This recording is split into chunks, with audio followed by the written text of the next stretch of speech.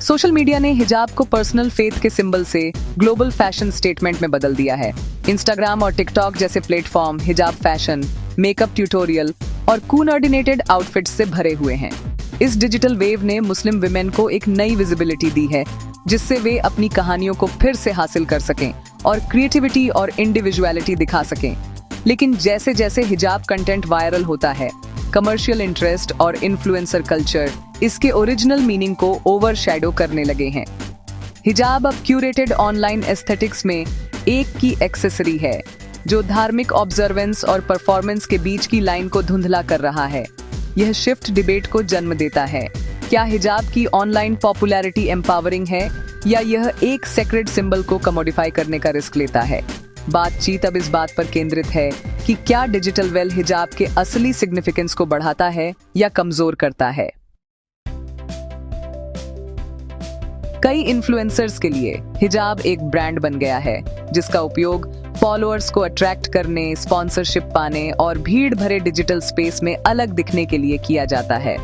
Focus अक्सर faith से consumerism की ओर शिफ्ट हो जाता है, जिसमें हिजाब ट्यूटोरियल और लग्जरी पार्टनरशिप इस गारमेंट के स्पिरिचुअल रूट्स को ओवरशैडो कर देते हैं। कुछ तो हिजाब को सिर्फ कंटेंट के लिए अपनाते हैं, इसे कमिटमेंट के बजाय कॉस्ट्यूम मानते हैं, जिससे ऑथेंटिसिटी और एक्सप्लॉयटेशन के बारे में सवाल उठते हैं। ये ट्रेंड एक टेंशन को उजागर करता है।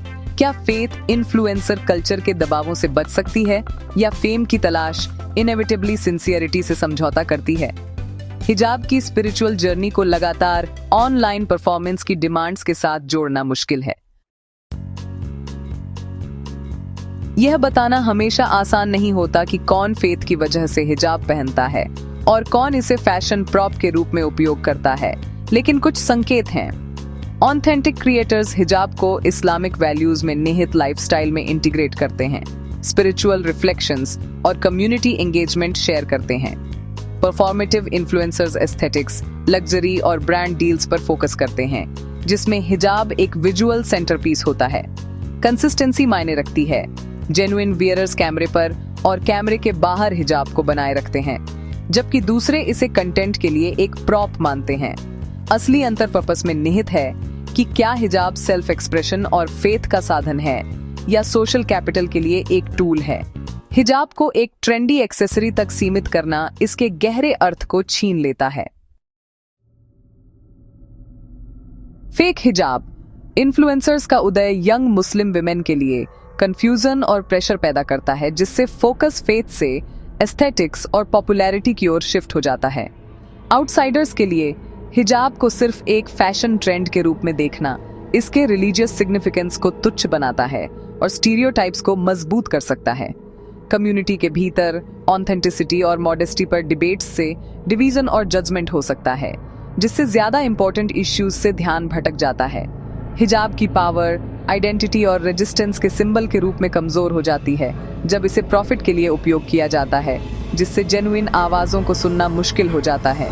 इन्फ्लुएंसर्स हिजाब की इमेज के बेनिफिट्स का आनंद ले सकते हैं, बिना इसके रियल वर्ल्ड चैलेंजेस का सामना किए। ये कमर्शियलाइजेशन हिजाब के सिग्निफिकेंस को कमजोर करता है और सभी के लिए इसके अर्थ को कॉम्प्लिकेटेड बनाता है। हिजाब इन्फ्लुएंसर फेनोमेनन फेथ को शेयर करने और ऑनलाइन फेम के लिए इसे कमोडिफाई करने के बीच के टेंशन को उजागर करता है। जब फोकस एस्थेटिक्स और फॉलोअर्स पर शिफ्ट हो जाता है, तो हिजाब का एसेंस, मॉडेस्टी, ह्यूमिलिटी और आइडेंटिटी खो जाता है। सोशल मीडिया परफॉर्मेंस को बढ़ावा देता है, लेकिन जब सेक्रेड सिंबल्स ट्रेंड बन जाते हैं, तो ऑथेंटिसिटी को नुकसान होता है। चैलेंज यह सुनिश्चित करना है कि डिजिटल वेल फिजिकल वेल के असली पर्पस को अस्पष्ट न करे। असली इन्फ्लुएंस सिंसियरिटी और कैरेक्टर से आता है, न कि लाइक्स या स्पॉन्सरशिप से। आखिर में फेथ एक पर्सनल जर्नी होनी चाहिए, न कि मार्केट करने के लिए एक ब्रांड।